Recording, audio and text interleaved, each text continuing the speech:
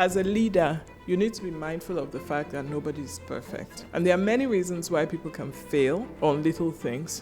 And fixating on the failure is not as important as encouraging the success. Even if I'm the only African woman in this room, what I am is the first African woman in this room. So bring others, lift others up so that there are more and more of those faces in the spaces that you've occupied because you've been intentional about making sure it happens. I love that. That's so powerful. Patricia Obozuwa is a trailblazer who has shaped communications, external relations, and sustainability efforts for some of the world's biggest multinationals. She's built platforms for skills development, championed women's empowerment and gender equity efforts, and reminds us what it means to be a woman who leads with authenticity, courage, and expertise. This indefatigable woman is our guest today on Women Leaders Unscripted.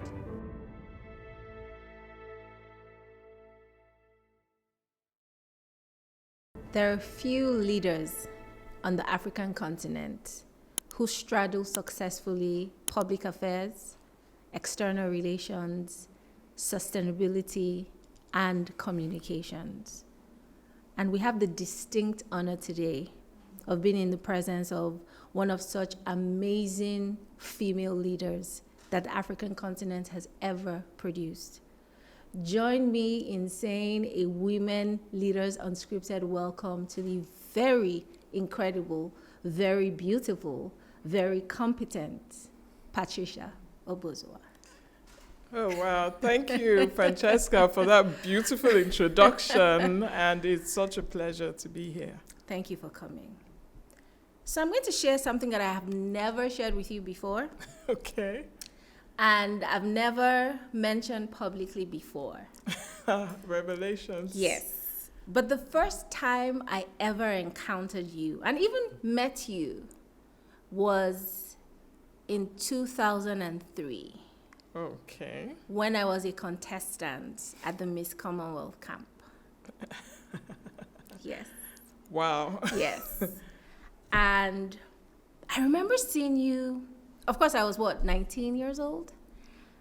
And I think you were at the British Council then. Mm-hmm, mm-hmm. And I would see you coming joyful, and you would talk to us, like, how are you feeling? And then some people would be like, oh my God, I'm scared. And you'd be like, just do it, just be confident, have fun.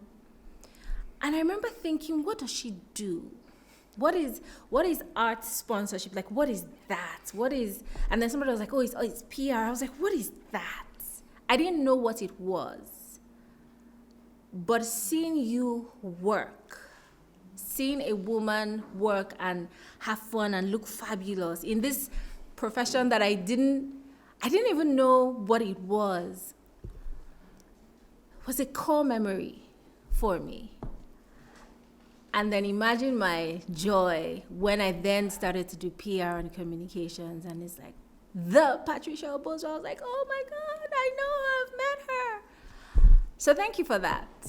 Oh, wow. Now, that's amazing. That's many, many years ago. Yes. Where were you a contestant? I was a contestant. Oh, wow. Well, you're beautiful, so. I was a contestant. Oh, wow. Yeah. So then that's a long time ago. Yeah. So I was working at the British Council, but just a friend of mine had this Miss Commonwealth thing working, and I offered to help, or I was asked by him to help, and it was a completely different experience for me. Nothing I'd ever experienced. Yeah. So that was quite fun. Yeah. That was quite fun to do. And I think for me as well, because even though I was in the competition, I quickly realized that no shade to people who want to be like beauty queens, I quickly realized I want to do other things that are not like within I didn't want to be known for my beauty. I wanted to be known for my brain. And then, and I say this again, seeing you was, I would look back and think, what were some of the subconscious memories that buried themselves deep in my mind or in my spirit somewhere that I could pull on to. And I would say that was one of them. That's so wonderful to hear. Yeah. So wonderful to hear. I mean, I have different views about beauty pageants today, but being faced with being in a position to see all these young girls aspiring for this one thing, to be a beauty queen, that was a perfect opportunity to do my best to inspire. So altogether a good experience, and I'm glad that it made a difference to you. It definitely did. Thank you. Okay, so now that we have the fangirling out of the way, most people think that to start in corporate, you have to start in corporate. So, for example, if people say, if I want to work in the banking industry, I then have to start there. But you also have an interesting start, I would say. I know that you spent some time at the Nimbus Art Gallery. And it wasn't a corporate role. Absolutely not. So tell us about that, how how that journey started. Why did you choose that, or why did it choose you? And sort of like how you've transitioned through the sector. Okay, well, it's not a very conventional story, and it's actually quite accidental. But let me go even further back. I studied accounting in university. I studied accounting in university. But when I was done studying and I did my NYSC with a securities firm, I think somewhere along the line I realized that that's absolutely not what I want to do with myself. But then again, I was looking for a job. And when you're looking for a job, at least in my experience, when I was looking for a job, I got to a point where I was quite desperate.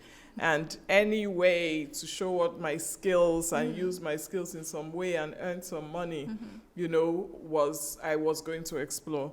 So when my sister worked at this law firm upstairs of a building, and somebody was opening an art gallery, and one of her colleagues, who has grown to become a good friend of mine, said to her, "Why don't you ask Patricia, this guy downstairs is looking for somebody to help manage his art gallery. She might be, interested and a good fit." And my sister told me, and I was like, I had never really been exposed to art, but it was a job. So I went there, and when I spoke to the gentleman who owned the gallery, I found him very interesting. I found the work he was doing very interesting, his drive, and I thought, I'm definitely going to join this one. And anyway, it was going to pay me a salary, so so that was a major pull. So it was purely accidental, but it was so much fun. A little over 2 years of just seeing or living in a space with beautiful art. I looked forward to going to work on Saturdays. And meeting some of the most amazing people, maybe some of the biggest connections I even have till date. So it was accidental, and it was a fantastic foundation to my career. I mean, I could say more. Please do say more. It's a silly, silly story. But I think I kind of stumbled through university and life, just putting one foot in front of the other and seeing what happens. I never really thought about efforts and results. And then I went to this art gallery, and I was offered so little money as a salary, but it was way above zero. So that was a good thing. But I was also offered a commission on sales. And like the second day of working there, someone I know came to the building for something else, and I just ran into him, and he came into the gallery, and he bought a couple of paintings. And I got a commission. And I had never experienced, I know it sounds pedestrian, but I've never experienced the concept of putting in a direct effort to something and then getting the result. And that just drove me. Because it was a place where, it was a small gallery with beautiful art, and I could pretty much do whatever I wanted to do to bring in the business. So I could learn how to sell art. I could organize an event. I was given so much you had freedom. that autonomy to... Yeah, and as I did more, I got more results, and I met people that were really thriving in what they were doing, CEOs, business owners, because this was art, remember? So it's high net worth people that tended to come there, and I had opportunities to ask them questions, talk with them in a non-threatening environment, and that really shaped me. Right. And in what ways would you say like that shaped you? Well, first of all, it showed me that it wasn't rocket science to achieve big things. Right. I saw the effort that people, CEOs, were putting in to get some results. I mean, without naming any names, at that time, I met a CEO of a bank. They just acquired this bank, and he was the, should I say, founding CEO of the, or pioneering CEO of the bank. Yeah. And I saw him come to the gallery and talk with customers when we had events, or go for other events, and physically talk to people to put money in the bank. And prior to that, I mean, I was very young. I would have seen a CEO of a bank as this superhuman person that somehow things just happened to. But I saw the direct efforts that he was making to do that. And when you're in that kind of situation, you get to ask a lot of questions, and people tend to answer you very candidly. So imagine having that level of influence when you're that young. And it really inspired me. I mean, the gallery it could have been a job that looked like a receptionist. Yeah. I could have been sitting there and just selling when people come in. Right. But I transformed that role, and I had the time of my life. It's probably the most fun part of my career. Oh, wow. And just listening to you, to that experience is in itself a masterclass in many ways, because you speak about, first of all, like asking, like, hey, what's happening here? Okay. Speaking to the person. You speak about taking initiative, having autonomy to try different things. You speak about fun. And I don't know that young people who, obviously will watch this, think about their careers in that way. They think about it as solid bricks that must follow one after the other, or sort of like these straight lines. But like, it's okay to zigzag a little bit. That's what I hear. Like, it's fine. Oh, yeah. I think because my career didn't grow in a traditional kind of way, it's easy for me to say, oh, yeah, zigzag a little bit. But I didn't have a plan, unfortunately. A lot of young people today have a lot more exposure to career planning and mentors. And then there's social media. There's just so much information everywhere. But at that time, first I started by just wanting a job so I could earn a salary. And then I started to experience working life and career. And I kind of went from one role to the next role I wanted to go to. I'll have a vague idea of what I want to do next. But I didn't have a 10-year plan. I love that. And I would say to any young person, don't try that at home. Because further down the line, of course, I then started thinking through. But for the first part of my career, I had no plan. I went from a gallery. I met somebody that worked at the British Council that said there was this opening, and I thought that would be an amazing opening. And so I applied for that job, and I got it. Wow. And then, at that point, I wasn't thinking, but I always knew that I wanted an international career. I'm not sure why, but it was always in my head somewhere. So the British Council, arts and sponsorship. When I started, it was just arts. Later on, I started that sponsorship role of approaching organizations to support programs. But yeah, so I went into the British Council because I kind of wanted an international thing. I started getting exposed to international programs. I was leading the arts program. I was bringing in British artists to Nigeria in music, theater, visual arts. It was an amazing experience, that too, I have to say.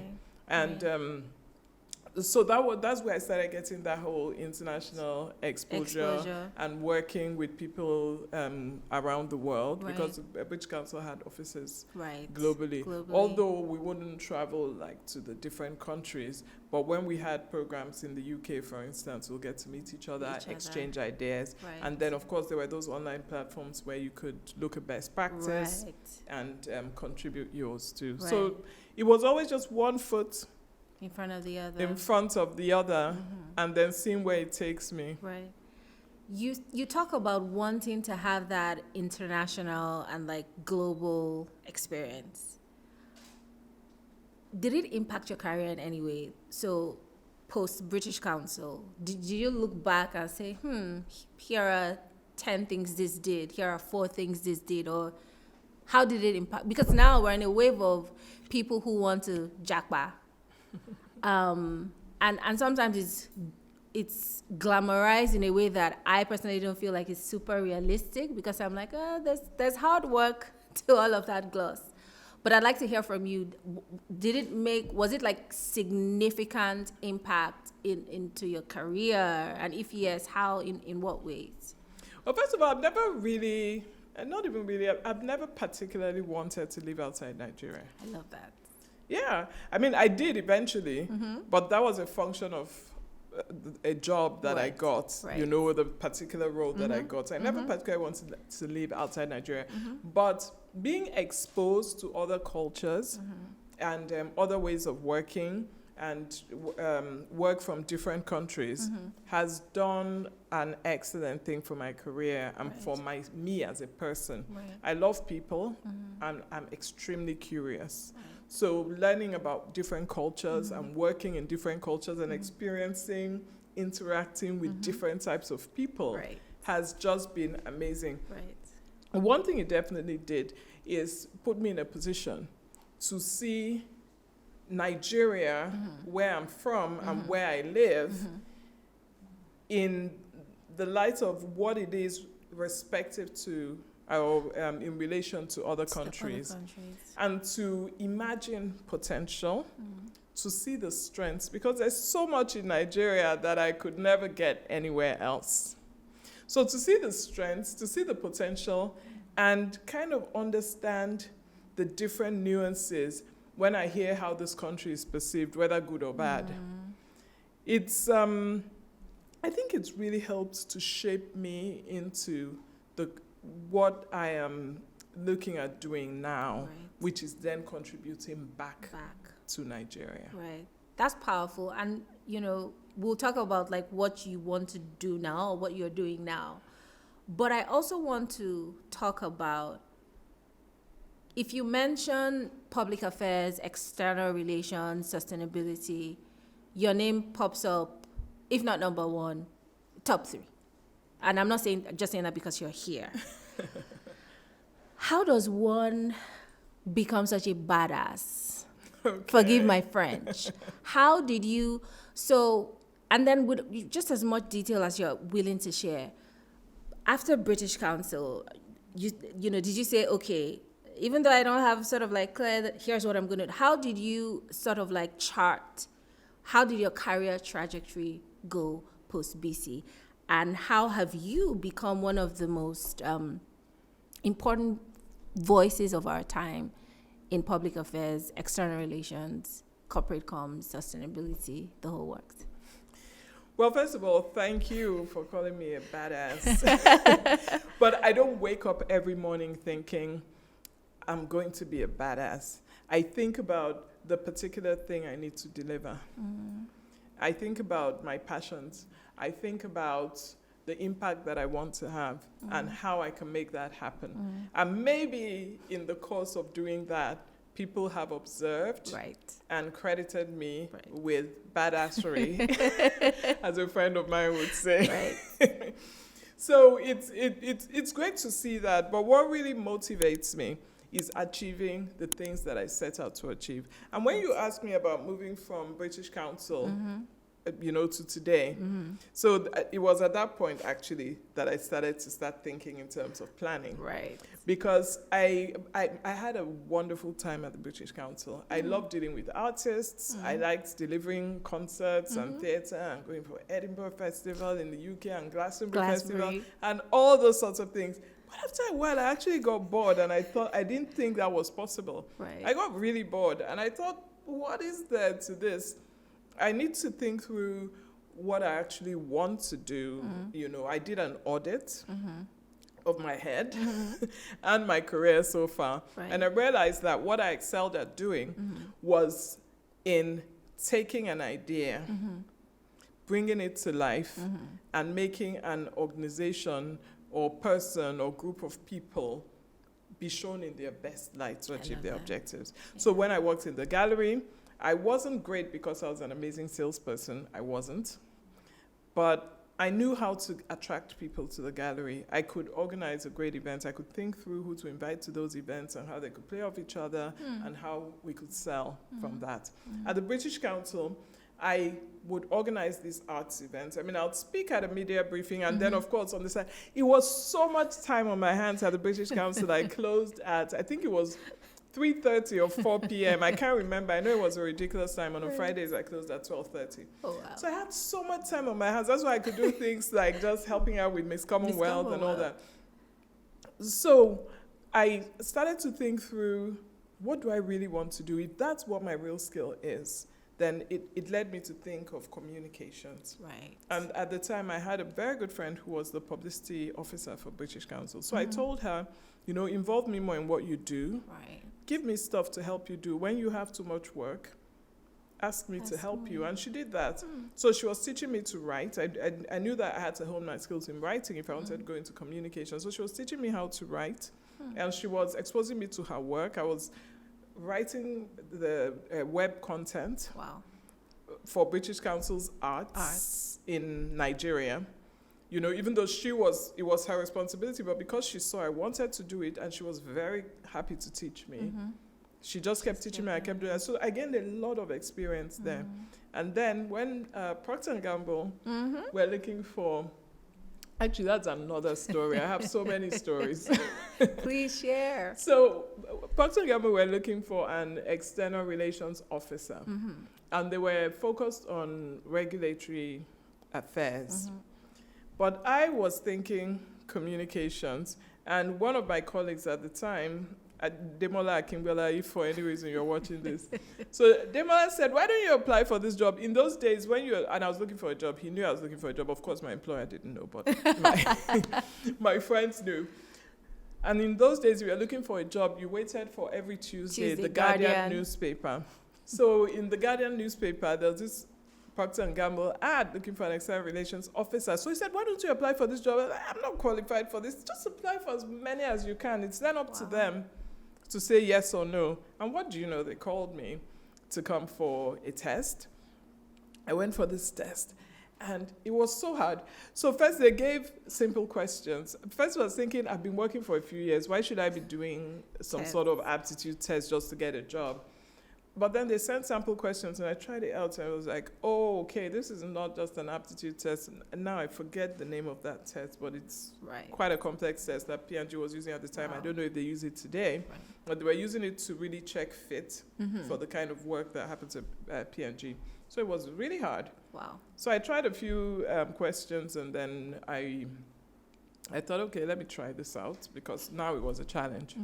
And then the next challenge was the test is going to happen in Ibadan. I was living in Lagos. Like, how am I going to start traveling to Ibadan for a test? And then in the context of Nigeria, Lagos is the city. Yeah. And Ibadan is kind of a smaller town. So I was thinking, I'm trying to get higher up in this game.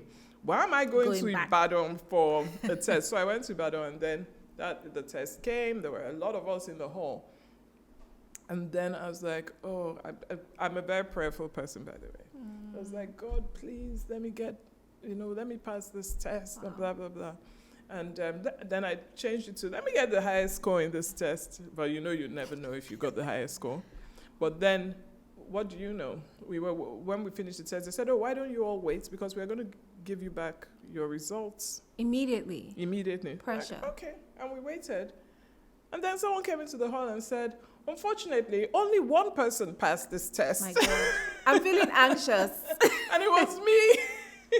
So I did get the highest score, and that's the only way I could have known I got the highest score, because I was the only person who passed the test. So I thought, okay, now this is a challenge. I'm going to get through with this thing. And then I did an interview and another interview. And clearly they could see that I probably wasn't the right person for regulatory affairs. But I think I talked so much about communications that they called me and said, would you come and start a communications function? Oh, wow. You know, at Proctor Gamble, West Africa it was at the time, and I was ecstatic. Oh, wow. So I've always kind of had these leadership positions come my way from when I was much younger. And then at Procter & Gamble, everyone's hired as a leader. Wow. You lead whatever it is that you've been asked to do. You make recommendations, you assess things, you make the recommendations to do that. So you're a leader from whatever position that you find yourself. And when you achieve, when you make headway on those things that you've been given to lead, then you get into higher positions of leadership. So that's how my leadership journey really grew. I think, again, young people are going to be watching this who have no idea what it feels like to travel between city, and in those days, Lagos-Ibadan Expressway wasn't cute. It wasn't like a straight, it was bumpy and it was in terrible state. And you did that. But beyond, and then you wrote a test with plenty of people. These days, people also don't, it's like Zoom and like Google Meet, or I don't want to say it's easier because they'll say, oh, you have started, all you millennials. But in a way, I feel like there's almost less pressure. But what I think is so inspiring to hear is you went in for something and they called you for something else and said, hey, come and start this out. Did you feel like, were you anxious? Did you feel, or you're like, oh, let's go and do it? How did you feel when that call came in to come and start up this function? Well, first of all, I didn't really know that they didn't need the communications, or else I probably wouldn't have talked so much about communications during the interview. I thought they needed everything because they described the department, and communications was one of the things that happened. I didn't realize that they didn't actually have a communications function in Nigeria or for West Africa. So it wasn't until I got there I actually realized what had happened. Right. And then I was waiting for someone to contact me. Oh, maybe I got the job, maybe I didn't. So it wasn't until I was contacted and told, we'll actually like for you to come and do communications. I thought, wow, then. Wow. And then I was just excited I'm always excited when I get these things, before I realize it's actually bigger than me. So, of course, I'll go with a ton of excitement and adrenaline and all that. And then when I'm faced with the work, that's when I start having my moments of doubt. Right. And then, start going and once you start achieving small milestones, then it gives you a lot more confidence. And you keep going. And then I have to credit P&G, Procter Gamble, with just how they nurture a leader. Right. Because there's always someone there, like my manager at the time, will be there to keep pushing me forward. Oh, this is amazing. Keep going. They won't come in and tell you, do this, do this, do that. Right. But they will keep encouraging you and pushing you to be your very best. And that was awesome. So let's talk about mentorship at work. You have led huge teams, and from your experience, you've also had leaders. What is an important skill for a people manager who is leading, in this day and age now, multicultural teams to have? So if you have, and then now you have multi-generationals where they say the millennials act like this and the Gen Zs act like this and the boomers act like, so there's so many things that you have to now take into consideration as a leader. From your experience, what are some of the things that are absolutely critical for a people manager to have? Especially when you're leading such big teams and across multiple countries and, like you said, multiple generations. The first thing, I don't know if I'm going to say what's critical for a leader to have or what has helped me. What has helped you? So First of all, it's giving people room, giving them some freedom to bring out their best abilities. Because, like, let me use, like, when I was at Coca-Cola, how on earth can I possibly have the answers for everything in communications, government affairs, sustainability in 54 countries in Africa? Not possible. There are people that are in those countries that are much closer to what's going on, that have much more knowledge. Also, even in terms of skills. I have, I believe I have a ton of skills. But there are people who have certain skills that I don't. Like, I grew into this whole digital information, social media age. I grew into it, and I kept equipping myself and, building my capability in these things. But there are people who were born into it, who are already in the workforce. So imagine the kind of skills they'll have, and imagine trying to control what everybody does. So for me, I think a critical thing that's been helpful for me is in my leadership style of giving people freedom, a lot of freedom to express themselves and bring out their best abilities, but also being very careful to help develop people. So give them the right opportunities, give them the right training, let them identify what they believe will be good for them. Help steer them. Of course, everyone still needs to meet the objectives of a company, but definitely be there to develop people. And the third one is be there to help people when they need help. So you give freedom, you give people a lot of leeway, but make sure that you are there to help them when they do need help, because they will need help here and there. And sometimes it's not that you have the particular skill that they're missing in something.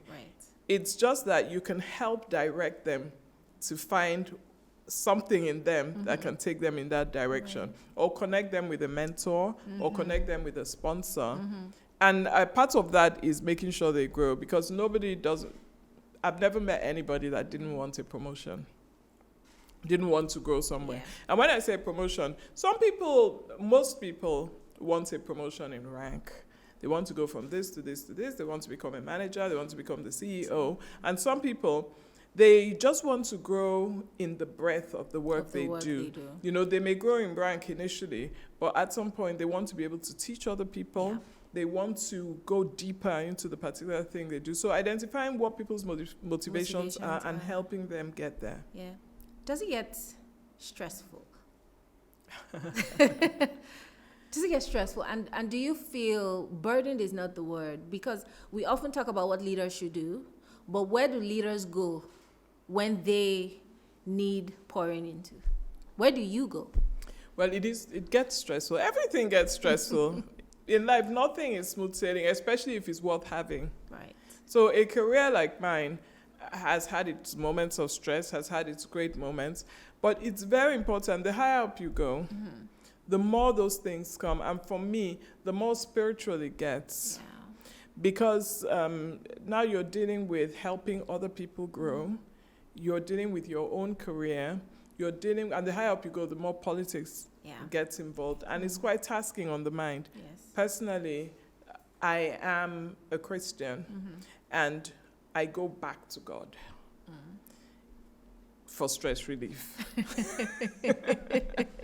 I mean, for several things, but stress relief. I don't know anything better to do than to pray and meditate on God's word and let it enrich me. Knowing that you have some sort of higher power watching over you. I say some sort of higher power, but in my case, I believe the higher power watching over you and helping you is critical for me.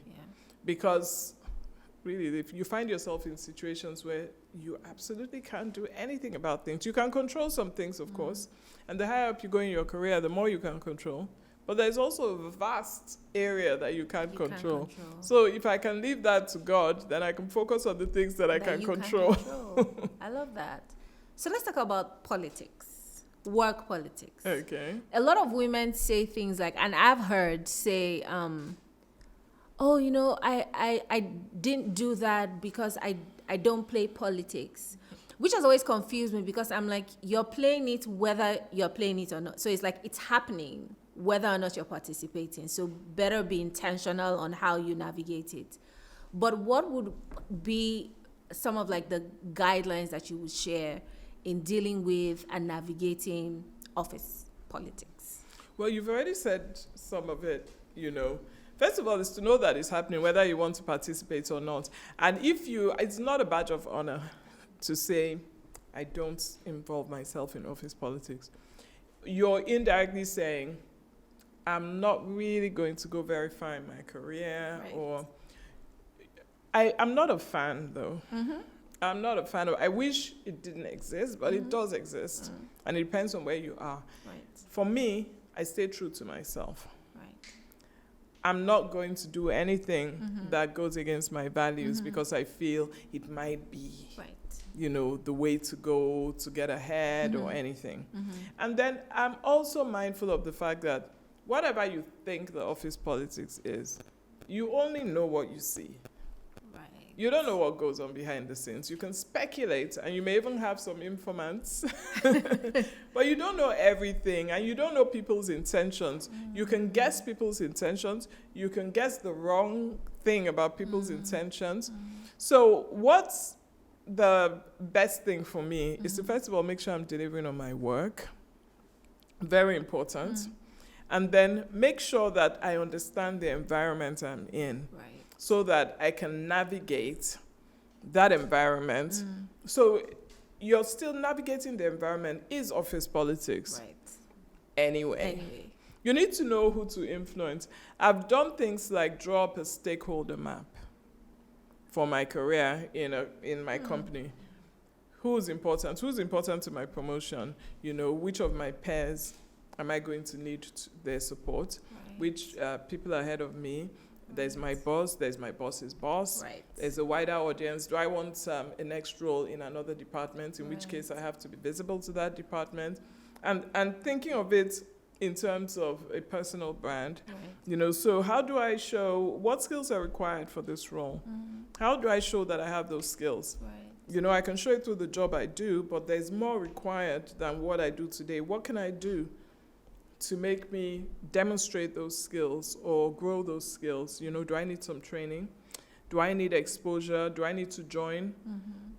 And any extra activity? Right. And sometimes people bring these things to you. Like, for instance, at GE, I was one of the pioneering leaders of the Women's Network, the GE Women's Network in Africa.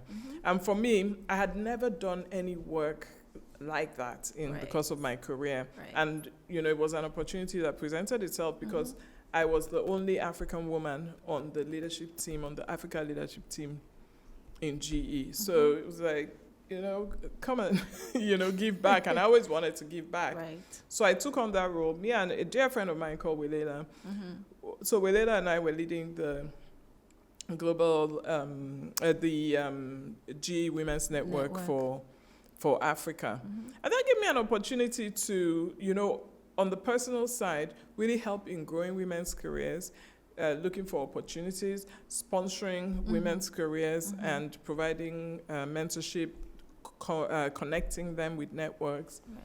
But it also showed my leadership of people in a broader sense than leading my own team. So those kind of things, they matter. They do. Yeah, so I'm not a big fan of office politics, but I'm not going to be stupid enough to say, oh, no, I'm not going to participate. If you say you're not going to participate, you're indirectly saying, I'll leave things to chance. Yeah. So let's talk about what it means or feels like to be the only. And I'll share just my experience briefly. When I moved to Silicon Valley, I was often the only Black, only woman, only African, only.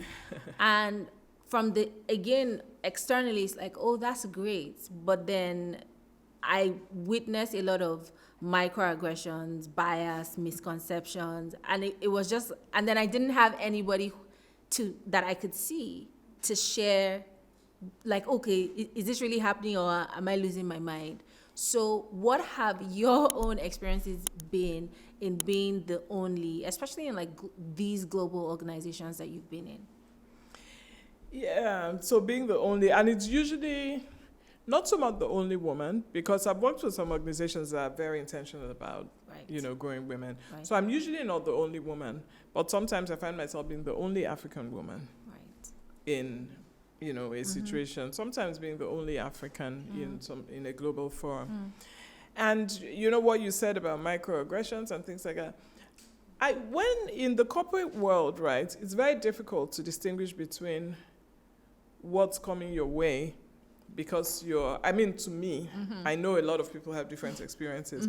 What's coming your way because you're an African woman in a predominantly everything else space, and what's coming your way just because you pose a threat in terms of leadership positions available to people's insecurities and things like that. So that's always going to come. And I never experienced it till I got really senior in my career, by the way. Right. Because when you're growing, everyone is behind you and is cheering you on and is supporting you and it's, pushing you forward. Sometimes even, giving you opportunities to show your skills and who you are. But once you just get up to a certain level, it's like an aggressive battle. Not in every company. But, again, my experience. Right. So suddenly you're up against people and men who probably in the past thought it was cute for a young African woman to, be such a bold speaker and blah, blah, blah. Suddenly your opposition and everyone's on the same playing field and, you better learn to play on that field. Right. Yeah. So it happens. One thing, though, that I want to make sure is that even if I'm the only African woman in this room, what I am is the first African woman in this room. I love that. So bring others, lift others up, so that there are more and more of those faces in the spaces that you've occupied because you've been intentional about making sure it happens. I love that. That's so powerful. So powerful. I want to talk a little more about some of the challenges that you faced. With a career like yours, I'm sure you've had like mountaintop highs, but I imagine that there have been a few crushingly low valley experiences. Oh, of course. If there's any that you want to share, again, because, people are watching and thinking, oh, she's perfect and great and amazing and I could never be like her. Oh, it's so out of reach. But what I find is that sometimes sharing, this happened and this is how I dealt with it, helps folks to navigate it better. Well, first of all, anyone who really knows me knows I'm not perfect, knows I'm not near perfect. And, but I do strive to achieve what I want to achieve. And I absolutely strive to do it with excellence. Right. I never try to do halfway things. I work on doing it at the very best of my abilities and honing my abilities so that when I'm doing it in the best of my abilities, it's at an even higher standard than it was before. Right. So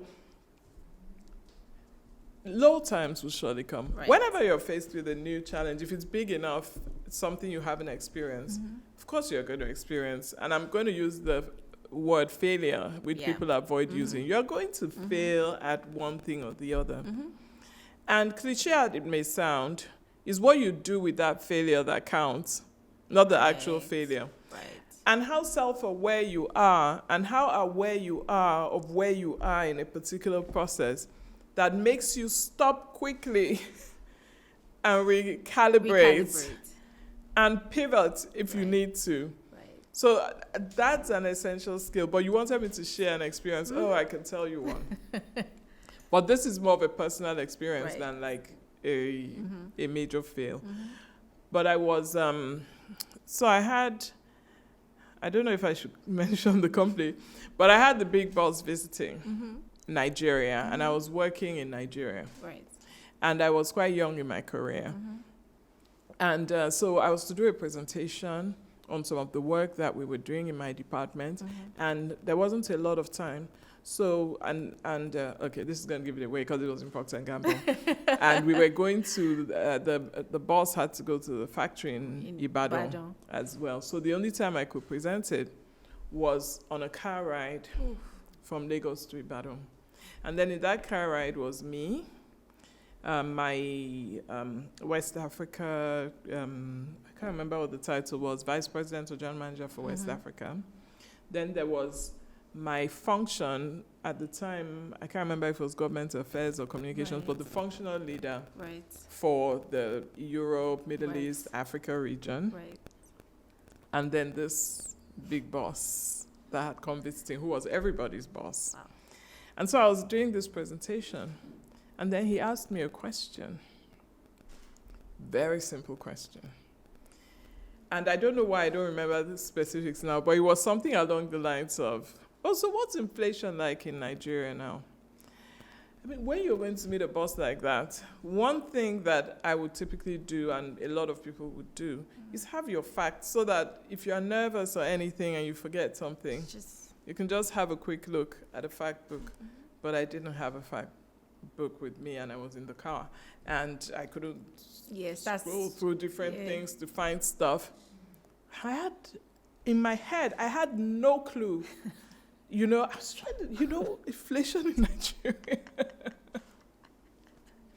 Actually, I don't think it was inflation. I think it was unemployment. Right. In Nigeria. And so I just said, it's in the double digits. Then I thought, first of all, this is not how you express unemployment, in double digits. Secondly, do I actually know? No. And even till the moment I was saying it, I still just couldn't come up with the figure. And so I thought this was a real disappointment. I couldn't look back to see what my boss's facial expressions would be. And I did this presentation. He didn't act strange. I just did the presentation. I finished it. And then I had my car following, by the way, because I wasn't going to go all the way to Ibadan just because I was to do a presentation. And so when I was done, I got into my car. I said, thank you, bye-bye, blah, blah, blah. I got into my car, and I cried all the way back to Lagos. And then the next day, we had this more general meetings. And, of course, everyone had come back from Ibadan. And we had a more general meeting, and different people were doing their presentations. And this big boss walked up to where I was sitting and said, Patricia, that was a great presentation that you did yesterday. Wow. And one thing it taught me, first of all, it made me completely come out of my deep depression. But one thing it taught me is that, first of all, nobody is perfect. And as a leader, you need to be mindful of the fact that nobody is perfect. And there are many reasons why people can fail on little things. And fixating on the failure is not as important as encouraging the success. Till today, I don't know. Actually, I can't remember. I know I was completely off on the unemployment figures in my head anyway. And I don't know if he noticed, if he was particularly interested in the unemployment figures, or if he was assessing was just how I was presenting as a leader. Right. But, it taught me something. Encourage. Keep encouraging. I don't mean that you should not be promote mediocrity or anything. Yeah. But when you see good qualities, fixate on that and grow those qualities. That's for your people. Yeah. And wow. And know that sometimes you're treating things casually, but people are crying all the way back. All the way back on their car ride to Lagos. Wow. So, yeah. Will you ever write a book? I've considered it so many times. And I don't know if I will or if I won't. But I know for sure I wouldn't be writing I would like to write it if I could write a balanced story. Okay. And I'm skeptical about writing about bad experiences when it comes to companies and individuals. So it's always a conflict in my head. And anyway, I have a lot of, I don't know, in the course of my career, I've done a lot of non-disclosures and I don't even know. I'm sure they've all timed out, hopefully. No, but also, because if I was to write a book, I want to write about an African woman navigating an international career. Yes. That's what I like to write about. Yeah. And if I'm going to be true to that, I have to write the good and I have to write the bad. Yes. So I can only do that at a time where I am ready Right. to be able to balance both. But I think, just, from a purely selfish perspective, I think it's important. I think it's something you should consider. Primarily because what I found as an African woman in corporate was that I didn't have resources. I mean, I had my mentor, too, and actually. but I didn't have, I didn't, it was very isolating. I didn't feel like somebody has, and I know the Bible says there's nothing new under the sun, but it would have helped to read something, have something. And this is no pressure, but pressure, but no pressure. Okay. No, but me too, actually. Yeah. So I read things about Black people navigating corporate careers in America. Mm-hmm. I never read about Africans trying to make it Yeah. in multinationals and things. I've read about much more serious ventures, like, people like Nelson Mandela that can, that went through enormous challenges and scaled through. But that particular niche, I just haven't read anything. Maybe I'll write someday. Just thinking. So, changing gears now. Most people don't know that, or maybe they do, that you're a twin. Yeah. Do you like being a twin? I met a twin recently, and I was like, oh, do you? And he was like, no, I don't, because we're identical, and like everybody thinks, and it's so exhausting, and I want to be myself. And I was like, oh, wow. So do you like being, and what is that? And your sister is also very well accomplished. So how is that being a twin? Yeah, a lot of people know I'm a twin. Some Right. people don't. And for those who don't, I'm not an identical twin, so I don't have to worry about your friends' issues. I'm not an identical twin. My sister and I look alike. We would pass as sisters, but we're not identical. Right. And but we're best friends. We really are best friends. I don't have a closer friend than my sister. And she doesn't have a closer female friend than me. And I say that because I think she's probably closer to my younger brother than I than she is to me. And also my younger brother. So I have a lot of siblings, and we're a very close family. Right. So I don't really think of my sister as my twin a lot of times. Right. Right. Because I'm pretty close to my So siblings, your but she's siblings. definitely my best friend. We're the same age, obviously. Right. We have the same circle of friends. Right. We've experienced the same things, gone to the same schools, lived in the same cities. So it's a great experience, and we encourage each other, and we help each other. We have very different personalities. That's interesting. Yeah, very different personalities. Like my sister is an extrovert, and a lot of people don't realize, but I'm really an introvert deep down. Yeah. And by the way, you'll find, I don't know about you, but you'll find a lot of communicators are introverts. They spend their time talking and expressing. And then but turn it off. Deep down, to really be an effective communicator, you have to be someone who can reflect. And be measured in what you say, because it's not just about what you say, it's also about what you don't say. So you'll find a lot of communicators are introverts. But so I'm an introvert. My sister is such an extrovert. Oh, wow. And then she's kind of, we're just very different personalities. Well, I can be quite emotional and dwell on things and worry about things. My sister is a very get on with it kind of person. Right. And I think she has a bit more masculinity to her personality than I do. Right. So sometimes when I'm being too soft about something, she's like, come on, this is what happened. It has nothing to do with you. Move on. Right. Or, no, you don't have to do this for this person. Or although she's a very kind person, but we are such different personalities. Right. And then I'm a lot more, should I say, thoughtful. Right. And so I help her in that way as well. There are some who might say, corporate, and then doing something that what many would term public service is like, So is that something that you've thought about? I mean, most people think about public service as civil service. i.e. civil servants. So it's like you're coming from this really structured place where people understand the value you're bringing, but then you might enter into this space where it's like politics, more politicians, and people who may not get it. So do you have any concerns about that? Of course, they're concerned with everything, but I don't know about your experience, but people haven't always initially appreciated the work that I did. True.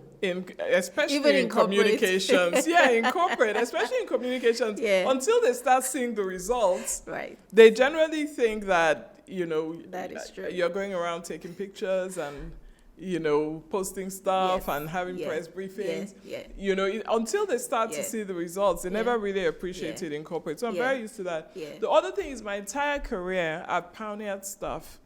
Like when I went to British Council, it was a time where they were trying to change the perceptions of the UK from outmoded stereotypes and try to appeal to young upcoming professionals. So the work I did in arts was transformational. Right. It was moving from bringing the Royal Shakespeare Company. to Nigeria to bring in Chick by Jowl, which was a Shakespeare company, but working in a totally different way, Right. Doing theater in a promenade fashion Right. and not being very traditional. Basically changing that perception. So for me, that was pioneering Right. for me at British Council. When I went to Proctor Gamble, there was no communications function. I set it up. So first you have doubters and all of that till they start to see the results. Okay. And then again in GE, new GE Africa organization, and I was hired Right. to start that organization, hire people, write the messaging, deal with the stakeholders. Results came, converts. Yeah. Again in Coca-Cola, same thing, new Africa organization. Right. I was hired Right. to head that. So I'm very used to coming into ambiguity Right. and bringing order.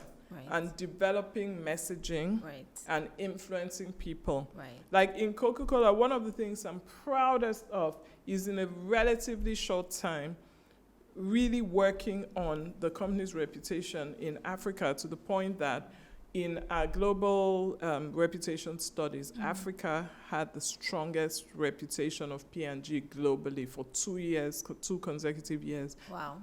That the results have started Has showing started from the showing. work that me and my team did. So I've seen this. Right. And with the nation, it's different because there's so many different facets to it. But I don't know anyone else that's better equipped for that than I am. Neither do I. So we'll be watching and rooting for you, obviously. Thank you. And as we wrap up, I want to talk about board roles. Again, women often think, oh, I have this 20-year, 30-year, 25-year career, and people are saying I should start to consider board roles, but should I? I don't know where to start. Do people come to me? Do I go to people? How do I talk about it? How do I show interest? Do I pitch myself? What to do? What to do or why to or... What to, why to, how to? Well, I can talk about, as usual, I can talk about my experience. Yes. And while I got interested in taking on board roles because I wanted to expand the work that I did, and my job could not give me the expansion that I needed. Yeah. So I got on the board when I saw an ad to get on the job of a nonprofit called the Water Trust. I was very interested in that because I wanted to go into that whole sustainability, social impact area in a bigger way than I was doing at GE. I was working for GE at the time. At GE, I created the whole social impact program called GE Kujenga. It focused on innovation. It focused on providing healthcare equipment in rural areas, and it focused on building skills. But it didn't have that real community-based like projects like water and the environment. So for me, that was something I could use the skills I had developed from GE to contribute to that, and at the same time really build my understanding more and my contribution and my achievements in that area. Right. So that was the initial attraction. And really, the longer you stay in your career, the more you've gained. and the more strategic value that you can add for another organization. So I definitely think it's worth considering. Right. Now, how to get there, many different ways. Sometimes people approach you. Right. Sometimes people approach you. Sometimes you come across an opening for a board position. I personally got involved in networks like the Boardroom Africa, Right. who actually pointed me in the direction of the Water Trust, and we're responsible for that recruitment. Right. And people approach you Right. for other things, by your reputation. Right. People can see that you can add XX value to things. Right. But now, earlier in my career, I left a lot of things to chance. But at this point in my career, and for a long time in my career, I try to think of what I really want and how to get there. And I found it to be very useful, being on a board. And it's something that I would always pursue when I have a bit more bandwidth. Right, right. And as we wrap up, I know that you are also a gender equity, women empowerment advocate. I know that. What is your vision for African women in the workplace? Well, my vision for African women in the workplace is my vision for every woman in every workplace. And it's, first of all, much stronger representation.